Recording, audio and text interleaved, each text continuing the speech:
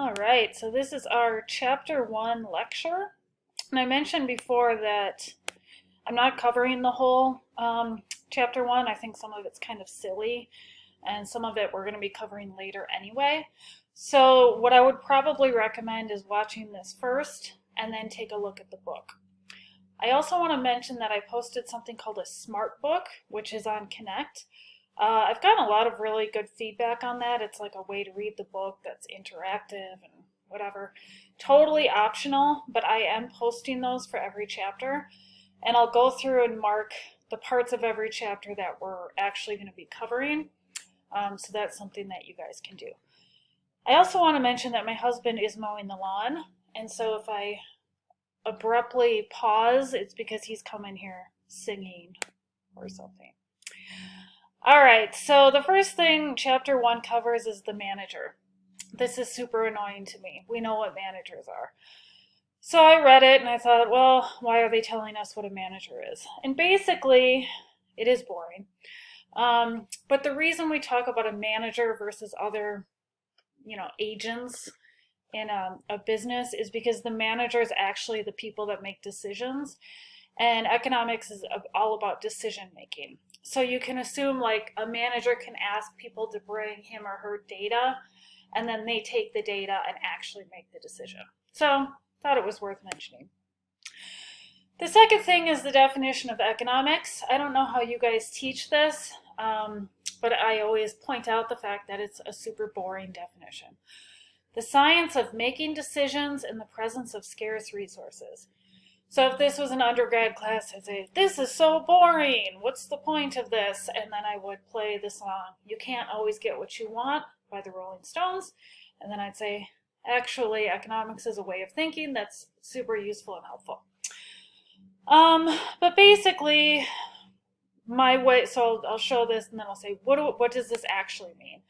And so this is my edition. This is not in your textbook. But I always talk about the economic way of thinking. I do this in every single class. So the economic way of thinking is, number one, resources are scarce. And so you can define resources as land, labor, capital, and entrepreneurial ability. But what does this actually mean? It means you can't get everything that you want. Number two, people must make choices. So because you can't get everything you want, you have to make choices. Number three, this is where economists really, the economic way of thinking really comes in. We assume people make choices by comparing perceived benefits with perceived costs. And then number four, costs include opportunity costs. I'm sure you know what opportunity costs are, but opportunity costs are the next best thing, the thing you're giving up. So let's go through an example here of the economic way of thinking. So today I got up in the morning and I was considering going to the YMCA to take a Zumba class, and I was really torn. Basically, my time is scarce, right? I have 2 young kids, I'm teaching all these classes, whatever. So I can't have everything I want. I can't work out and do everything that I want. So I had to make a choice. Do I go to the YMCA or do I stay home? So the perceived benefits of going to the YMCA are, of course, I would probably feel better. It's, releases endorphins, blah, blah, blah. I enjoy the class. My perceived cost, now I didn't have a direct cost because I pay for a membership fee, and so I can take as many classes as I want free of charge, right? So like the marginal cost of taking a class is zero to me. But my cost really was the opportunity cost, which is what I would be giving up. Frankly, I got up this morning, my husband was able to bring my kids into daycare, and I had this tremendous opportunity to sit on the couch with my coffee, and if I'm being honest with you, watching reruns of Cook's Country on YouTube, and that won out, right? So the cost of going to the Y was higher than the benefits, so I stayed home. I have not worked out today. So let's think about another example, your decision to take this class. Resources are scarce. What's scarce for you? I'm assuming it's time. You have to make choices. You can't do everything you want with your time. You have to make choices. So you made this choice to take the class by comparing the perceived benefit with the perceived cost. The perceived benefit is you get training, you hopefully learn something, you get possibly a certification. And then the cost, of course, is the effort and the time.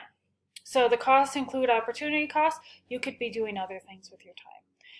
So I can assume that for all of you guys, the perceived benefits outweighed the perceived costs because you are here, right? If your costs were higher, you would not be here. That's because I assume people are rational. Maybe at some point this semester we'll talk about behavioral economics, which is really questions whether people are rational. But that's sort of where we're starting here. So the economic way of thinking. Now, I'm not going to go over this whole slide. Managerial economics. Why do we use this book? Why do we study this particular thing in a micro context? It's the study of how to direct scarce resources in a way that most efficiently achieves a managerial goal. So an example might be, how many computers should the firm produce and at what price should you sell them? How many employees should the firm hire? How should they be compensated? So these are things we're going to be covering. So then the book talks about the economics of effective management. And I found this chapter kind of clunky. And so what I've decided to do is outline the things we're going to talk about, and then I've crossed out the things we're not talking about right now. We'll talk about number 1 and number 2. Numbers 3, 4, 6, and 7 we'll cover later in the semester. We might not even cover 7. But we're really going to focus on 1, 2, and 5. So identifying goals and constraints. Basically, the only reason I'm talking about this is we assume a firm's overall goal is to maximize profits. This is true even for a nonprofit, because if a nonprofit has more profits, they can achieve their other goals. You know what I'm saying? But firms also have constraints like available technology, prices of inputs, competition, things like this. All right, not rocket science, worth mentioning. But when we talk about profits, we really have to be specific, and we always have to keep in mind that there's a difference between an accounting profit and an economic profit. So I was a business major as an undergrad. The only profit I ever talked about was accounting profit. Accounting profit is total revenue minus total cost. Economic profit, which is the thing I obviously use now, is the difference between total revenue and the total opportunity cost. The way that I like to think about it is this equation here, which I've added.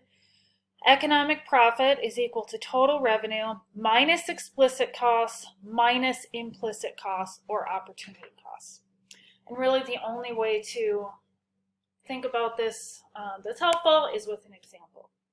So I'd recommend pausing here. This is from I think it's from an exam a couple years ago. And just give this a try. Think about which of these costs are explicit, which are implicit. Try to answer the question. So I don't know if you hit any sticky points, but what I'm going to do is I'm going to go through this piece by piece. But if you look ahead and you got the right answers, that's totally fine. You can skip this part. So we've got John. Suppose that John's considering starting his own business. He currently makes $32,000 a year. In order to start his business, he would be investing $10,000, which is currently earning $1,000 a year in interest. His anticipated costs are hiring a part-time employee, raw materials, renting a machine, and then he would be using a room in his house, which he could be renting out for $5,000 a year to someone else. He anticipates $135,000 in revenue in his first year. So the way that I answer this question is I go through each of the costs and I think, is this explicit or implicit? So explicit costs are hiring the part-time employee, raw materials, right? So an explicit cost is you're literally paying someone something. And then, of course, the $45,000 renting a machine. So his explicit costs are explicit costs are $97,000. So his accounting profit, you just take total revenue minus just the explicit costs and you get $38,000. Implicit costs, we have three here. The first is the salary he could have been making. So that's an opportunity cost, right? So if he decides to start his own business, he's giving up the $32,000 that he was making. So that's implicit. I'm going to skip ahead to the $5,000 because I think that's easier. He could be renting out this room in his house for $5,000 a year. That's money he's giving up. That's an opportunity cost. The one that students always get stuck on is this $10,000 one. So the $10,000, you can assume that this money went to like raw materials. So he was investing the $10,000 and he's taken it out of like the stock market or whatever, and he's spending it on raw materials. So the $10,000 has already been accounted for in one of the other explicit costs.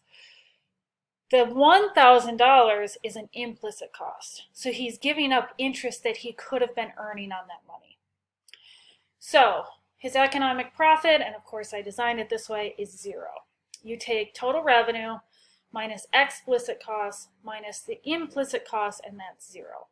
And zero profit is huge in a class like this. It's huge in economics.